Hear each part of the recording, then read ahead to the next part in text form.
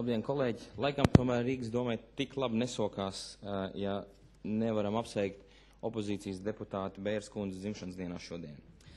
Kolēģi, teikšu paldies Tiknus kundzei par darbu, bet, diemžēl, daudz darba izdarīts arī lieki, jo gala rezultāts neatbilst loģikai, kura savukārt ir sausais atlikums no daudz departamentu bezdarbības, glupības, slinkuma un iespējams ļaunprātības.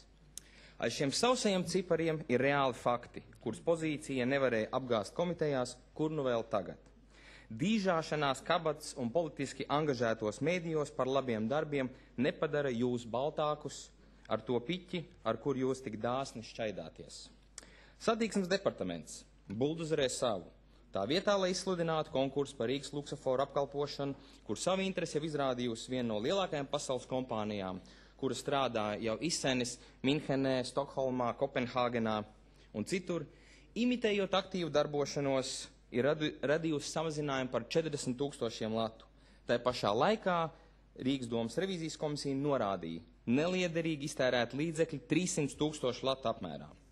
Uzskaitīt visas Rīgas satiksmes neiedzības nepietiks laika, bet man mīļākā, protams, ir degvielas apgāds, kur Rīgas doma iegulda simtiem tūkstošu naftas buņģā no domas budžeta. Centrāla tirgus un to starpnieku līgumu jautājumu deguns vispār netiek tur bāsts, jo ir bail atrauties pa viņu no krimināļiem. Nezinu nevienu uzņēmēju, arī no tiem stulbākajiem, kuri pat treknajos gados atļautos 800 kvadrātmetru slidotavai algot 3 dažādus producentus ar vidējo algu 2500 latu mēnesī. Par asistentiem un vietniekiem nemaz nerunāšu. Varbūt jūs pazīstat kādu, kur šādai pašai slidotavai, tehniskām un citām vajadzībām tērē 80 000 latu 3 mēnešos. Bet duraku jau netrūkst, jo šīs summas tiek maksātas pēdējos 2 krīzes gadus no domes budžeta. Varētu vēl ilgi ņemt priekšā vairākus departamentus, jo visur, kur kāju liec, tur čupā iekšā. Tāda un ir pozīcijas politika. Mēslos līdz ceļiem, bet seja smaidīga. Viss būs labi. Un nevajag vainot valdību, kura it kā noņēmusi Rīgai miljonus. Teikšu, pareizi darīja, ka noņēma. Un būtu vēl jānoņem, lai pozīcija nesvaidītos ar svešu naudu, ja pareizāk sakot, ar mūsu visu rīdzinieku naudu.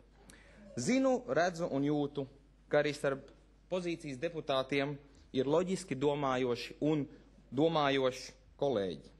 Bet, diemžēl, frakcijas disciplīna un frakcijas līgums liek jums neapgrūtināt sevi ar individuālu viedokli un rullēt pa vadoņa trekni iemīto sliedi. Protams, barā jautrāk. Kā padomu kolhozā, visi atbild par visu un neviens ne par ko. Un ir tikai loģiski, ka šādi rullējot lielāko tiesu pa auzām, jeb lietojot tradicionālāku stilu, esat muļķa lomā. Kamēr nu gluži jau kā klasiskā pasakās, skolas puikām jāsāk ķiķināt, rādīt ar pirkstiem un saukt par duraku. Ja no kļūdām negrib mācīties, tad atliek mums ķerties pie smagākas artilērijas. Sākt publiski apstrīdēt domas lēmums gan tiesu instancēs, gan arī pie pašvaldību lietu ministrijas vietas izpildītāja Dombrovska kunga. Tā arī darīsim. Bet, lai mierīgi varētu skatīties acīs savai ģimenei, saviem draugiem un saviem vēlētājiem, man šodien roka neceļas balsot par šādu budžetu. Priecīgus Ziemassvētkus izšķērdīgā Rīga!